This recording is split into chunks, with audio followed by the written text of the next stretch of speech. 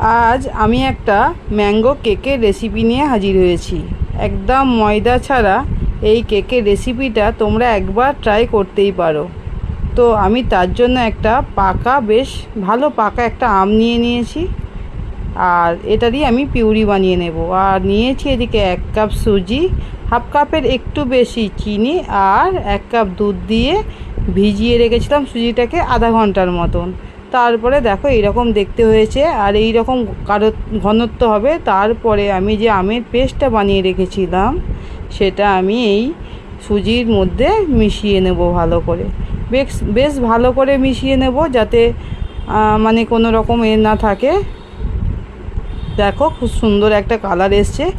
আর এতে সাদা তেলও দেওয়া যেতে পারে, তো আমার কাছে সাদা তেল ছিল না, তাই জন্য আমি ঘি ব্যবহার করেছি। খানিকটা ঘি দিয়েছি, একটু নুন দিয়েছি, দিয়ে আবার ব্যাটারটাকে ভালো করে মিক্স করে নিয়েছি যাতে সুন্দরভাবে মিশে যায় ঘিটা। আর আমি নিয়েছি 1 চামচ বেকিং পাউডার, আর হাফ চামচের একটু কম বেকিং সোডা।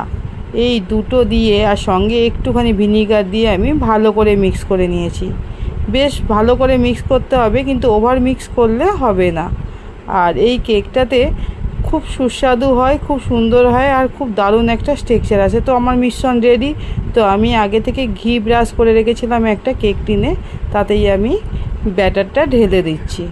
দেখো ব্যাটারটা পুরোটা ঢেলে দিয়েছি, আর একটু ট্যাপ ট্যাপ করে নিয়েছি যাতে ভেতরে ফাঁকা বাবলস না কিছু থেকে যায়। তো এদিকে গরম হচ্ছিল আমার একটা ডেচকি, তো প্রিহিট করে রেখেছিলাম।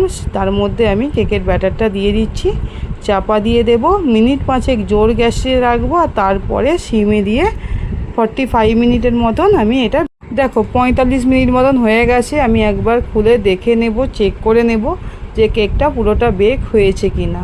দেখো একটু নরম নরম মতো আছে, আমি আরেকটু বেক করব কেকটাকে, তাই জন্য চাপা দিয়ে চলে গিয়েছিলাম। তো 45 মিনিটের থেকে 50 থেকে 1 ঘন্টার মতন বেক হয়েছে। দেখো তারপর টুথপিক দিয়ে আমি দেখে নেব, টুথপিকটা যদি ক্লিন ওঠে তাহলে জানবো কেক হয়ে গেছে। আর এদিকে কেক ঠান্ডাও হয়ে গেছে, এখন কেক ডিমোল্ড করার পালা। আর তোমরা দেখতেই পাচ্ছ কেকটা কত সুন্দর, কত তাড়াতাড়িভাবে ডিমোল্ড হয়ে গেছে। আর একবার দেখে নাও কেকটা কতটা স্পঞ্জি হয়েছে আর কতটা নরম হয়েছে। স্পঞ্জি নরম দেখলেই বুঝতে পারবে যে কতটা টেস্টি হয়েছে। তা তোমাদের কেমন লাগলো রেসিপিটা